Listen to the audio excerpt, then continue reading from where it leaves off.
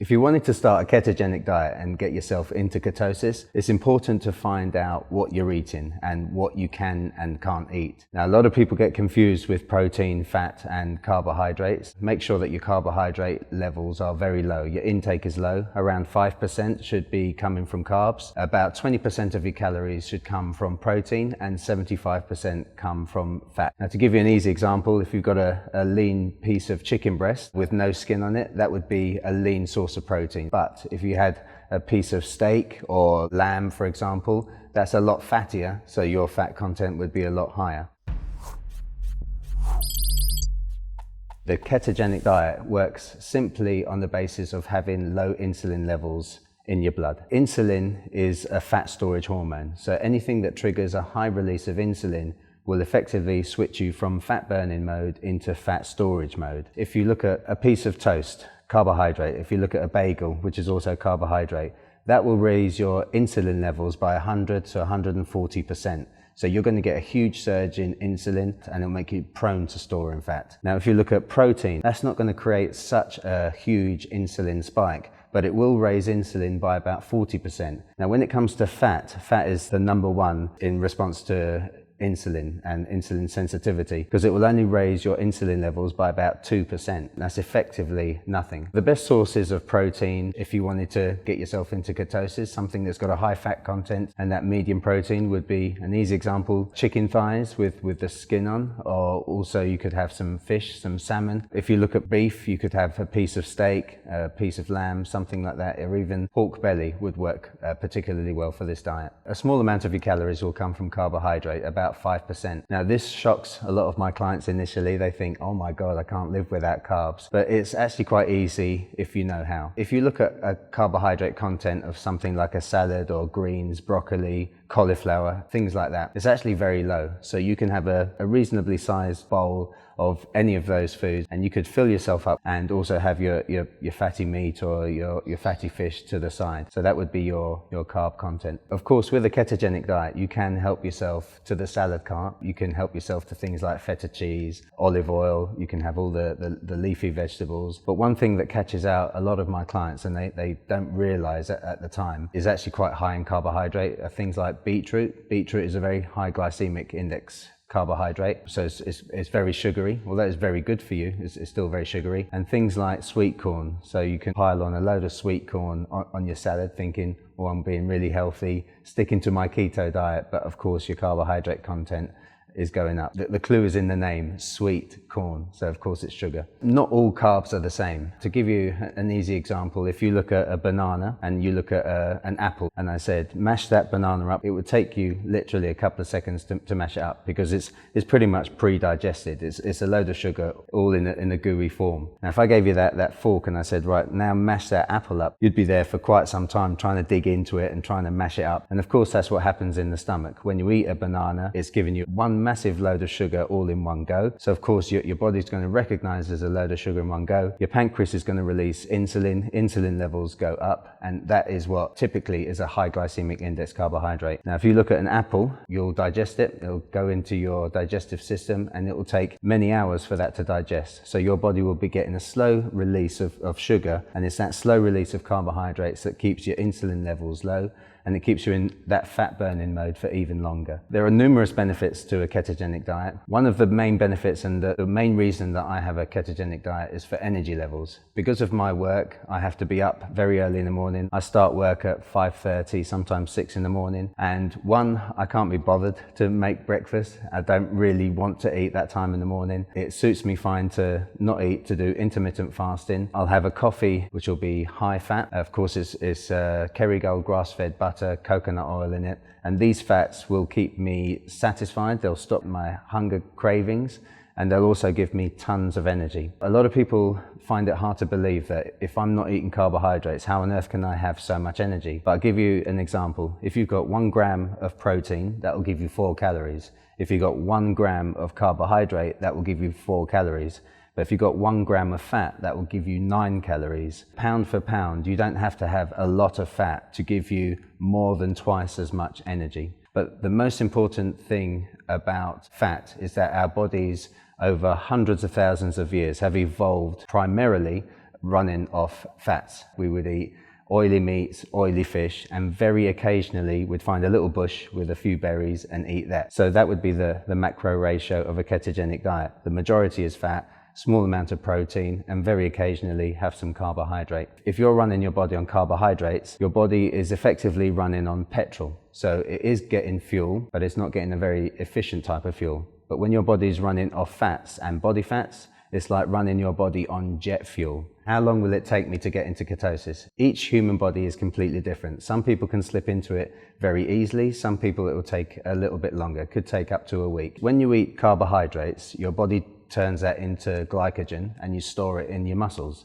So every muscle that I've got on my body is like a little petrol tank that slowly fills up with converted glycogen.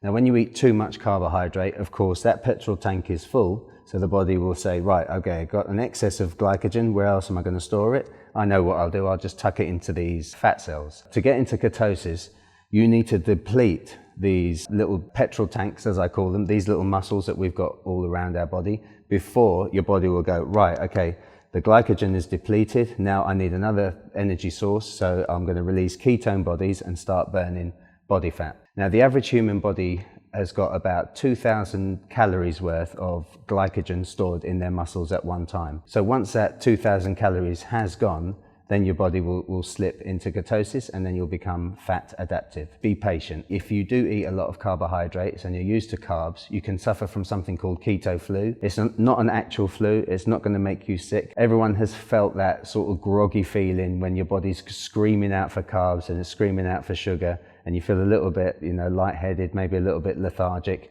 But if you just fight through that little groggy period, once your body eventually releases ketone bodies, your energy is going to go through the roof and you're going to feel better than ever before.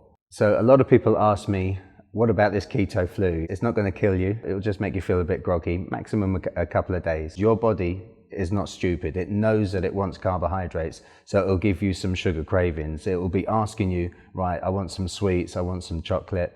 And you can satisfy those cravings without actually giving your body the sugar. And there are alternatives out there. Now, one of my favorite alternatives and substitutes is Cavalier chocolate. And they've basically taken the sugar out and replaced it with stevia. And stevia, and if you've heard of Truvia, it's a plant sterol. It's completely calorie free. But the most important thing about stevia and Truvia is that it does not affect your insulin levels barely at all. We're talking 1% increase in insulin levels. Now, to give you an example, if you were to have some sugar, that would increase insulin by about 140%, sometimes even more. You can satisfy cravings, look for sugar-free stuff, but avoid aspartame, avoid saccharin, avoid other sweeteners, and just stick to Truvia and stevia, and then you know for sure that your insulin won't be affected and you're not going to get an excess of calories. Now, some people in the past have said to me, and they've emailed me and they said, I've tried this ketogenic diet and I found that I was very tired and I was very lethargic. Is this the keto flu? And I asked them, how long has this been happening? And they say, oh, well, I've been doing this ketogenic diet for about 2 weeks now. That, unfortunately for them, is not the keto flu. That is a lack of electrolytes. Now, electrolytes like potassium and magnesium, they're essential for our bodies to function. When you don't have carbohydrates, your body will not release insulin. And as I mentioned to you before, if you're eating fat, that raises your insulin by 2%. So next to nothing. So you're going to have minimal amounts of insulin in your bloodstream. The problem is if you don't have insulin, your body will be losing sodium and electrolytes on a regular basis. We do need salt, we do need potassium, we need magnesium for muscle function, to help our muscles actually work and to stop them cramping. And don't forget that 80% of our brain is made from water. So if you're dehydrated and your body's not holding on to water because you haven't got enough electrolytes, your brain's not going to function properly. So of course, if your brain doesn't function properly, then you'll be getting feelings of lethargy, tiredness, you'll be getting muscle cramps. In the morning, I take potassium and magnesium, and that will make sure that your energy levels stay high and also that your muscles don't cramp when you're working out. A lot of people are interested in what supplements I personally take, and I do take a lot of tablets, but the most important things for me to take on my diet is potassium. I take magnesium. I also sprinkle pink Himalayan salt on all my food, which isn't a supplement, but that obviously is going to be providing me with extra magnesium, extra potassium, which is natural in pink Himalayan salt. I take ZMA at night time to help boost testosterone. I also take vitamin D. I take a high quality omega-3, T17 PROMiXX by PROMiXX, which is a testosterone booster and also helps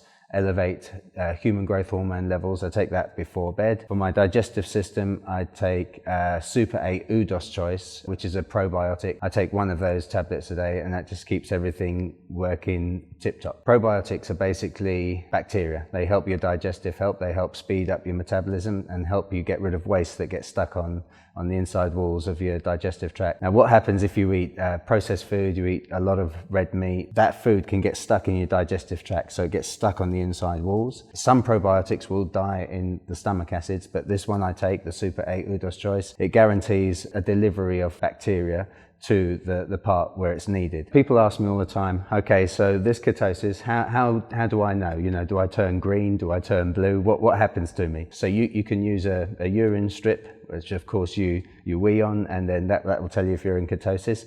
There's also a breathalyzer that you can purchase, and that will tell you if you're in ketosis. The main way I feel whether I am or not is my energy levels. I ask myself, am I full of energy? And I say yes. Have I got zero appetite? Have I got no interest in food or sweet things whatsoever?